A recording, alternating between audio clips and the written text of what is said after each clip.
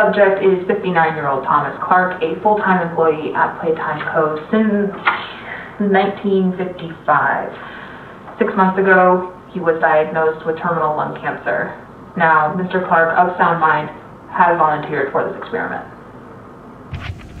We have eye movement. Can you hear us, Thomas? 1199 displayed much more disorientation than we expected. Subsequent mental testing metrics were also cut practically in half. It's just conjecture on my part, but I don't believe he knows where he is or what's happened to him. To make matters worse, the other experiments could tell 1199 was different.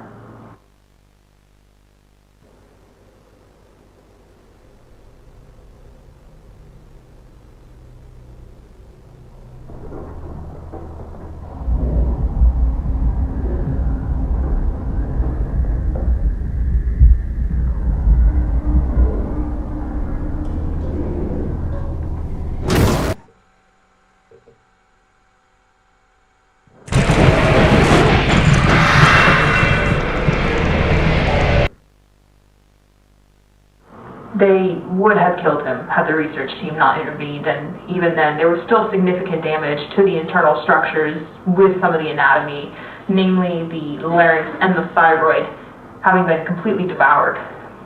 It took 12 hours in surgery to stabilize 1199.